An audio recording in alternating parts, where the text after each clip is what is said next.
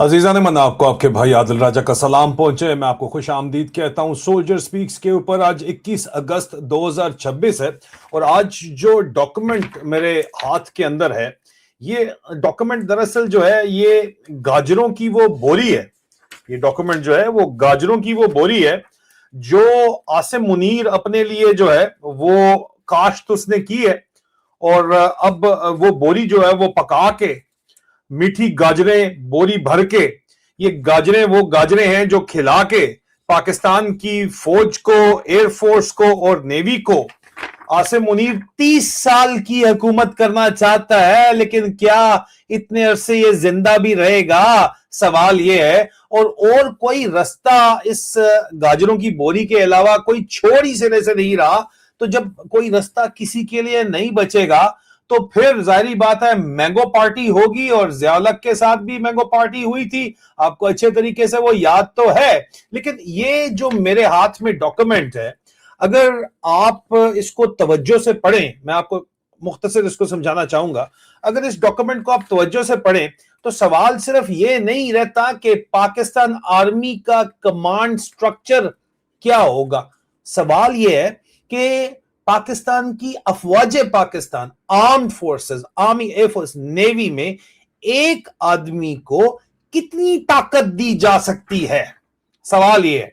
Field marshal Asim Munir उर्फ मुनीरा मिस्त्री उर्फ यजीद वक्त पहले आर्मी चीफ थे।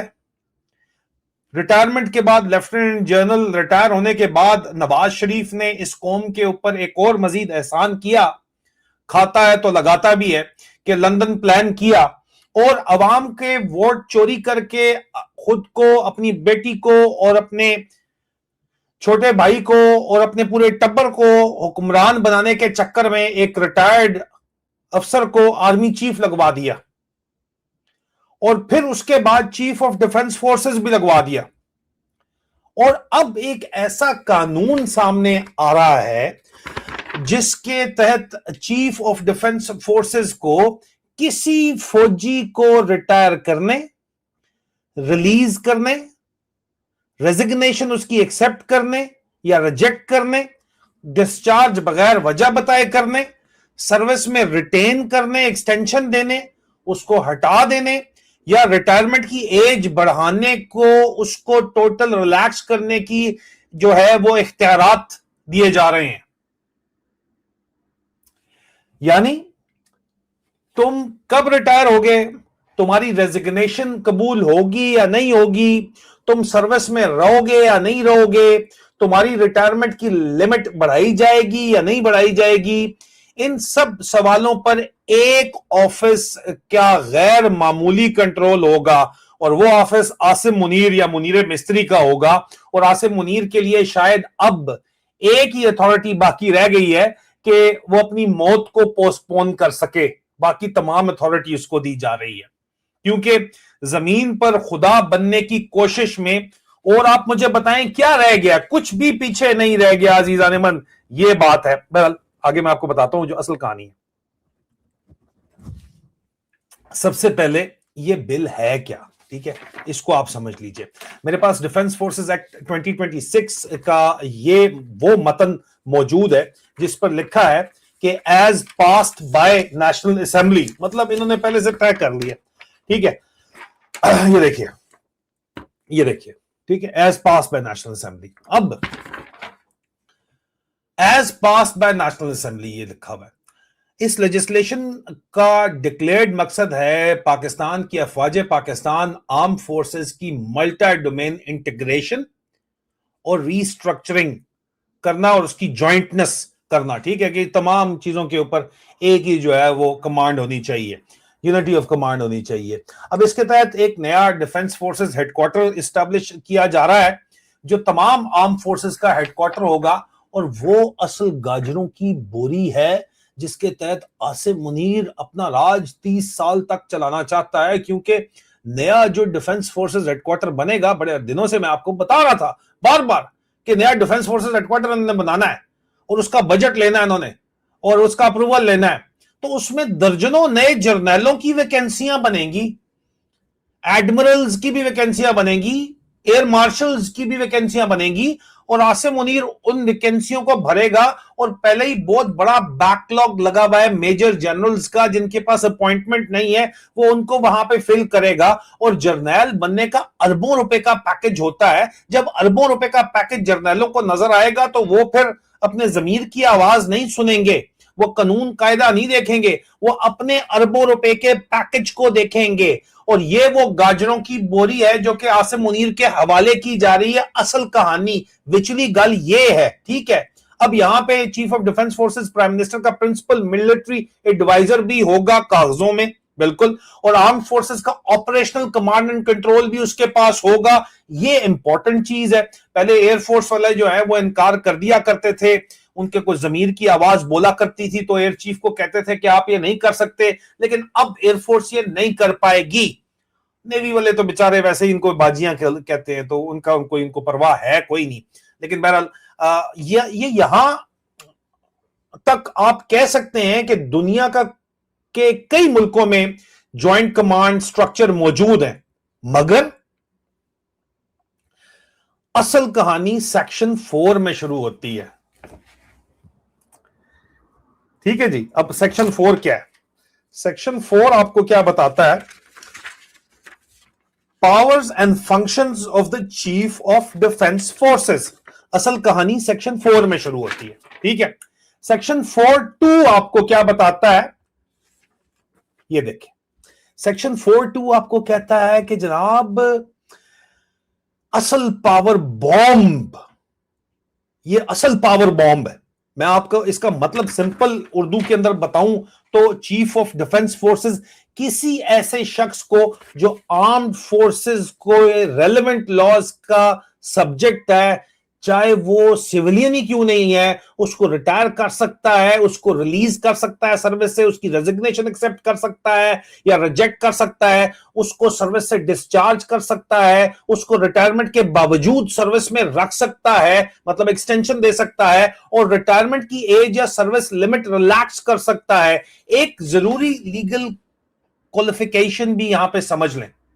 सेक्शन 4(2) आर्टिकल 243 के तहत अपॉइंटेड लोगों को एक्सप्रेसेस इसमें से खासतौर के ऊपर एक्सक्लूड किया गया है।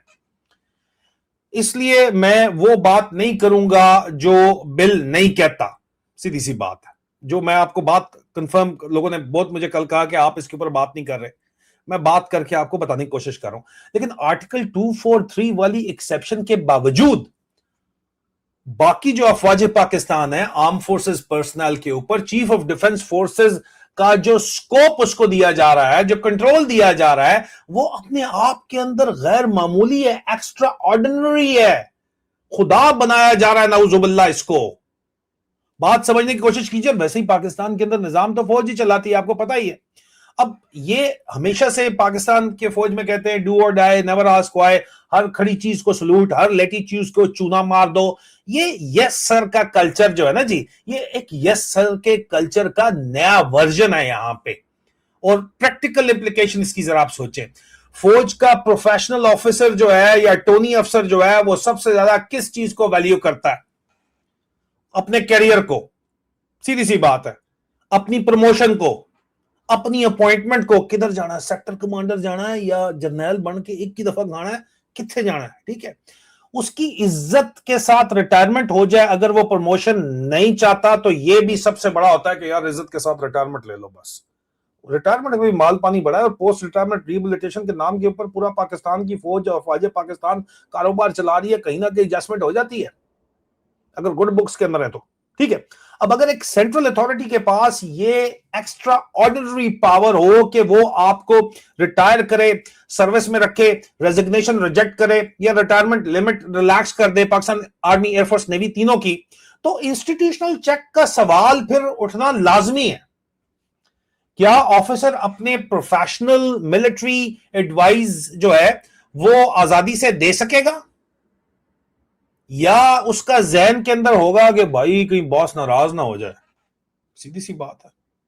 और जिस फौज में प्रोफेशनल डिसएग्रीमेंट खत्म हो जाता है ना जी, वहां प्रोफेशनल कमांड कल्चर की जगह पर्सनालिटी बेस्ड कमांड कल्चर पैदा होना शुरू हो जाता है, उसका खतरा होता है, जो कि शुरू हो चुका है पाकिस्तान की फौज के अंदर। मगर कहानी यहां खत्म नहीं होती, यह बड़ी इंपॉर्टेंट बात है, कहानी यहां खत्म नहीं होती। देखिए सेक्शन 2 देखिए, जो मैं आपकी जिसकी बात कर रहा हूं यहां पे, दोबारा वापस मैं आपको सेक्शन 2 के ऊपर लेके आता हूं, आपकी तवज्जो सेक्शन 2 के ऊपर मरकूज कराता हूं। सेक्शन 2 भी बड़ा इंपॉर्टेंट है। सेक्शन 2 है जी, act to override other laws. Bill के मुताबिक इस एक्ट और इसके नीचे बनने वाले रूल्स, रेगुलेशन, इंस्ट्रक्शंस, नोटिफिकेशन और ऑर्डर्स को दूसरे इनकंसिस्टेंट लॉज पर ओवरराइडिंग इफेक्ट दिया जा रहा है। और खास तौर के ऊपर स्पेसिफिकली नाम लिए गए हैं Pakistan army act 1952, Pakistan air force act 1953, Pakistan navy ordinance 1967, cantonment act 1924 और आर्म फोर्सेस से रिलेटेड दूसरे तमाम लॉज। यानी ये सिर्फ एक एडमिनिस्ट्रेटिव नोटिफिकेशन या एडमिनिस्ट्रेटिव लॉ नहीं है, ये पूरे के पूरे मिलिट्री लीगल आर्किटेक्चर के ऊपर एक नया जो है वो अम्ब्रेला कायम किया जा रहा है, जिसके तहत आसिम मुनीर को नाउजुबिल्लाह खुदा बनाया जा रहा है। और फिर सेक्शन 6 के ऊपर आ जाइए, ये भी इंपॉर्टेंट है जी, हैरान रह जाएंगे आप। सेक्शन 6 क्या कहता है जी? सेक्शन 6 कहता है power to issue instructions etcetera. ठीक है, चीफ ऑफ डिफेंस फोर्सेस को एक्ट और उसके रूल्स रेगुलेशंस इंप्लीमेंट करने के लिए इंस्ट्रक्शंस और ऑर्डर्स इशू करने का इख्तियार दिया गया है। सोचिए, एक तरफ ऑपरेशनल कमांड एंड कंट्रोल उसको मिल गया, दूसरी तरफ एक्स्ट्रा ऑर्डिनरी जो है वो पर्सनल जाती ताकत, जाती पावर्स उसको दी जा रही हैं, तीसरी तरफ इंप्लीमेंटेशन के लिए नई इंस्ट्रक्शंस और ऑर्डर्स भी इशू करने का इसको इख्तियार दिया जा रहा है कि मतलब जो मर्जी आगे करो, मतलब जमीनी खुदा बनाया जा रहा है ना जी। और डिफेंस फोर्सेस हेडक्वार्टर भी इसी चीफ ऑफ डिफेंस फोर्सेस की कमांड अथॉरिटी में पावर का कंसंट्रेशन जो है वो कितना गहरा है, ये असल डिबेट होनी चाहिए, क्योंकि आर्मी चीफ भी यही है, चीफ ऑफ डिफेंस फोर्सेस भी यही है। मतलब इंडिया के अगर आप मिसाल देते हो तो वहां पे तो सीडीएफ के बाद आर्मी चीफ अलग होता है, एयरफोर्स चीफ अलग होता है, नेवी चीफ अलग होता है। यहां पे तो भाई ये चीफ ऑफ डिफेंस फोर्सेस भी यही है, मतलब ज्वाइंट चीफ भी यही है और आर्मी चीफ भी यही है। मतलब इससे कोई भी किसी किस्म का जो है वो आगे बात की नहीं जा सकती। लेकिन सबसे हैरत अंगेज बात यहां पे क्या है, ये गौर तलब है, सुने। सबसे हैरत अंगेज जो बात है वो आप डेट देखिए। ठीक है, ये एक्ट 2026 चल रहा है इस वक्त, अगस्त 2026 चल रहा है, आज 21 अगस्त 2026 है। मगर सेक्शन 1 के मुताबिक 13 नवंबर 2025 से इस एक्ट को लागू किया जा रहा है। और फिर सेक्शन 8 के अंदर यहां पे सेविंग क्लॉज एक दोबारा डाली गई है, और ये बहुत इंपॉर्टेंट है जी। सेक्शन 8 के अंदर जो क्लॉज डाली जा रही है, सेक्शन 8 के अंदर सेविंग क्लॉज है। क्या है जनाब? सेक्शन 8 के अंदर सेविंग क्लॉज है, ठीक है, कि जनाब पहले से किए गए जितने भी रूल्स हैं, रेगुलेशन है, इंस्ट्रक्शंस हैं, नोटिफिकेशन है, ऑर्डर्स हैं और एक्शंस हैं, उनको अगर एक्ट से मुतनासिब ना हो, इनकंसिस्टेंट अगर हो, ठीक है, तो वैलिडिटी देने और उन्हें भी 13 नवंबर 2025 का इफेक्ट देने की लैंग्वेज मौजूद है। अब मेरा सवाल यह है कि 13 नवंबर 2025 क्यों? यह खास तारीख जो है इसकी जरूरत क्या थी? और 2026 में कानून बनाकर इफेक्ट उसको बैकडेट में नवंबर 2025 से देने की पॉलिसी और लीगल जस्टिफिकेशन क्या बनती है? और इस सूरत हाल के अंदर जो फ्रेमवर्क को कौन सा प्रीवियस एक्शन ये कवर करना चाह रहे हैं जो ऑलरेडी लिए गए हैं? रिटायरमेंट के बाद इसको फील्ड मार्शल बनाया था, जिस तरह रिटायरमेंट के बाद लेफ्टिनेंट जनरल इसको चीफ बनाया था। ज़हन में रखिएगा ये बात, ठीक है। अब ये सवालात पूछना ऑपोजिशन, मीडिया और लीगल कम्युनिटी का जो है वो काम होना चाहिए अगर पाकिस्तान को बचाना है। अब आर्मी, एयरफोर्स और नेवी एक मरकजी कमांड के अंदर आ रहे हैं। अब बिल का स्टेटमेंट ऑफ ऑब्जेक्टिव्स के ऊपर जब आप आते हैं ना जी, तो वो ये कह रहा है कि जनाब ये इंडियन हिंदुस्तान की जो एग्रेशन है उसके जवाब के अंदर वो कह रहे हैं कि जी नेट सेंट्रिक वॉरफेयर है, मल्टी डोमेन ऑपरेशन है, काउंटर टेररिज्म ऑपरेशन है, और बनियान अल मरसूस की जस्टिफिकेशन के तौर के ऊपर प्रेजेंट किया जा रहा है, जो जंग इन्होंने खुद छेड़ी। ठीक है, ये statement of objective and reason है। ठीक है, ये आप देखिए मिनिस्टर इंचार्ज इसके ऊपर साइन कर रहा है। अब वही ड्रामा जो पहलगाम में इन्होंने खुद हमला करवाया और उसके बदले में पूरा पाकिस्तान भुगत रहा है इसको, फील्ड मार्शल ये 30 साल अपनी जो है जिंदा रहेगा 30 साल ये, लेकिन ये अपनी सोच फौज के अंदर कह रहे हैं कि जब तक जिंदा है भाई इसने अपने आप को जो है वो इस्तिस्ना दिलवा दिए और अब ये काबिज रहना चाहता है। और ये बहाना फिर बनाया जा रहा है इंडिया के साथ, इंडिया को बहाना बनाया जा रहा है, बनियानुल मरसूस का नाम दिया जा रहा है। आर्गुमेंट ये दिया जा रहा है कि रीसेंट ऑपरेशन ने इंटीग्रेटेड कमांड की इफेक्टिवनेस को डिमॉन्स्ट्रेट किया। ठीक है, ज्वाइंटनेस जो है वो मॉडर्न वॉरफेयर की जरूरत है, हम मानते हैं। ठीक है, लेकिन ज्वाइंटनेस और अनचेक्ड कंसंट्रेशन ऑफ अथॉरिटी एक चीज नहीं है भाई। तुमसे दुगनी तिगनी 4-5 गुना ज्यादा बड़ी फौज है इंडिया की, वहां पे भी चीफ ऑफ डिफेंस फोर्सेस है, चीफ ऑफ डिफेंस स्टाफ है, सीडीएस है, लेकिन तमाम सर्विसेज इंडिपेंडेंट ऑपरेट करती हैं और civilian command and control structure के नीचे हैं। असल मानों में यहां तो कागजों के ऊपर ही सिर्फ ड्रामा चलाया जा रहा है। अब देखो, ऑपरेशनल इंटीग्रेशन की रिक्वायरमेंट मिलिट्री रिक्वायरमेंट हो सकती है, लेकिन पर्सनल कंट्रोल और इंस्टीट्यूशनल चेक्स का सवाल फिर भी लेजिटिमेट रहता है। मॉडर्न मिलिट्री को ज्वाइंट रहना चाहिए, ठीक है, मगर क्या उसे एक शख्स की जाती जागीर और जाती राजवाड़ा बनाया जा सकता है? उसकी पर्सनल एम्पायर बनाया जा सकता है? बात यह है, असल सवाल यह है जिसके ऊपर बात होनी चाहिए। अब प्राइम मिनिस्टर बॉस है या सिर्फ कागज के ऊपर बॉस है? यार बिल कहता है कि सीडीएफ प्राइम मिनिस्टर का प्रिंसिपल मिलिट्री एडवाइजर है, ठीक है, और फेडरल गवर्नमेंट को कमांड एंड कंट्रोल के मैटर्स में रिस्पॉन्सिबल वो होगा, ठीक है। फेडरल गवर्नमेंट को रूल्स और रेगुलेशन बनाने की पावर दी जा रही है, ठीक है, इसलिए टेक्निकली सिविलियन गवर्नमेंट को डॉक्यूमेंट से गायब नहीं किया गया, ठीक है। मगर पाकिस्तान की सियासी रियलिटी इस कॉन्टेक्स्ट में असल सवाल है, इफेक्टिव कंट्रोल जो है वो किसका होगा? इस वक्त किसकी हुकूमत है? आप कमेंट्स के अंदर बताइए। पाकिस्तान के ऊपर अगर फौज की है तो कागज के टुकड़े से क्या फर्क पड़ता है? इसमें जो उनको अपने मतलब का लेना है वो तो उन्होंने ले लिया, जो गाजरों की बोरी लेनी है वो तो उसने ले ली है। अब अगर डिफेंस फोर्सेस हेडक्वार्टर्स एक ही मिलिट्री कमांडर के नीचे होंगे, ऑपरेशनल कमांड जो है वो एक ही ऑफिस के पास होगी और स्वीपिंग पर्सनल अथॉरिटी उस एक ही दफ्तर को दे दी जाएगी, तो सिविलियन सुप्रीमेसी डीजीआईएसआई भी वही लगाएगा भाई, कोर कमांडर तो पहले ही वही लगा रहा है।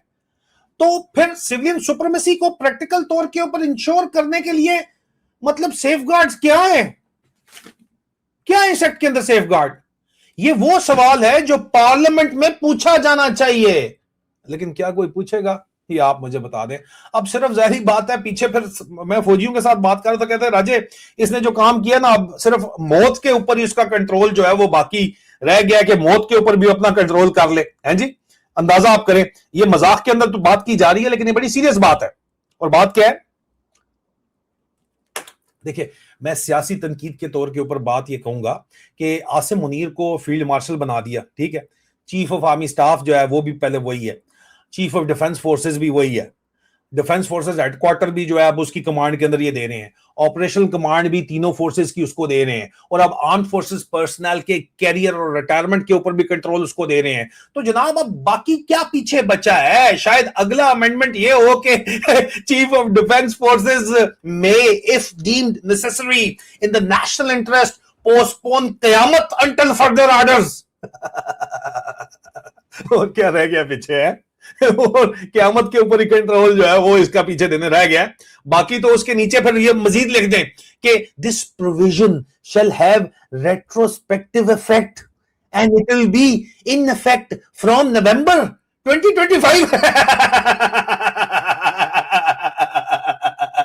अन्नी मेरा मजाक है, कोई मजाक ही है ये पाकिस्तान के साथ मजाक है। You have become a bloody joke, मजाक है ये। और ये सिटायर है, ऑफ कोर्स मैं सिटायर कर रहा हूं, सिटारिकल बात कर रहा हूं, मगर जिस लेवल के ऊपर पावर कंसंट्रेट की जा रही है उस पर सवाल बिल्कुल बहुत ज्यादा सीरियस है। ये मैंने एक चार्ट बनाया है, मैं कोशिश करूंगा कि इसको डाल दूं आपको समझाने के लिए। इतनी इस जो चैनल है at soldier speaks reloaded, soldier speaks Adil Raja की पोस्ट के अंदर मैं डाल दूंगा। लेकिन बात यह है पाकिस्तानियों कि असल मसला आसिम मुनीर से भी ज्यादा बड़ा है। प्लीज खुदा का वास्ता समझने की कोशिश कीजिए। आज आसिम मुनीर है, कल कोई और होगा। कानून शख्स देखकर नहीं बनाना चाहिए। इदारों को इस अजम्पशन पर डिजाइन नहीं किया जाता कि कुर्सी पर बैठा हुआ शख्स हमेशा अच्छा होगा। और यह तो आपको पता ही है, मुनीरा मिस्त्री जो है वो यजीद वक्त कहलाता है। इदारों के लिए, इंस्टीट्यूशंस के लिए चेक्स और बैलेंसेस बनते हैं कि अगर कोई गलत शख्स उसके ऊपर बैठ जाए तो वो कितना डैमेज करेगा। और अगर आप एक ऑफिस को इतना ज्यादा एनॉर्मस अथॉरिटी का दे देते हैं कॉन्स्टिट्यूशन के अंदर, तो फिर सवाल आसिम मुनीर का नहीं रहता, सवाल प्रेसिडेंट का बन जाता है। आज जो पावर एक आदमी के लिए कन्वीनियंट लगती है, कल वही पावर पाकिस्तान के लिए अजाब बन सकती है। पाकिस्तान की आर्म फोर्सेस किसी एक जनरल की जाती जागीर नहीं है। पाकिस्तान आर्मी किसी फील्ड मार्शल की प्राइवेट कंपनी नहीं है। एयरफोर्स और नेवी किसी शख्स के सबऑर्डिनेट कोऑपरेशंस नहीं है। ये पाकिस्तान की आर्म फोर्सेस हैं। इनका मकसद मुल्क का दिफा करना है, किसी शख्स की पावर को दायमी इटर्नल बनाना नहीं है। ज्वाइंट कमांड बनाइए, मिलिट्री मॉडर्नाइजेशन कीजिए, ट्राई सर्विसेज इंटीग्रेशन कीजिए, लेकिन पार्लियामेंट और अवाम को यह भी बताइए कि इस अनप्रेसिडेंटेड कंसंट्रेशन ऑफ पावर के चेक्स क्या है, अकाउंटेबिलिटी मैकेनिज्म क्या है, रेट्रोस्पेक्टिव डेट 13 नवंबर 2025 क्यों है। और अगर चीफ ऑफ डिफेंस फोर्सेस अपने पर्सनल पावर्स का मिसयूज करे तो इंस्टीट्यूशनल रेमेडी क्या है। क्योंकि जब किसी एक ऑफिस के पास इतनी पावर जमा होने लगे तो जमहूरियत में खामोशी इख्तियार करना ऑप्शन नहीं होता। और फील्ड मार्शल साहब, इंसान कितने भी ओहदे जमा कर ले, कितने भी कानून बना ले, कितनी भी एक्सटेंशन और पावर हासिल कर ले, एक अथॉरिटी फिर भी उसके पास नहीं है। मौत को एक्सटेंशन देने की अथॉरिटी उसके पास नहीं है। और जब कोई और रास्ता नहीं बचेगा तो फिर मैंगो पार्टी ही होगी। और क्या हो सकता है। अजीजान मन, अपने कमेंट्स के अंदर अपनी राय का इजहार जरूर कीजिएगा। शायद मौजू आपको सूखा लगे, लेकिन आपका और आपके बच्चों के मुस्तकबिल का सवाल है। वीडियो पसंद आया लाइक कीजिए, शेयर जरूर कीजिए और चैनल को सब्सक्राइब कीजिए। खुदा हाफिज।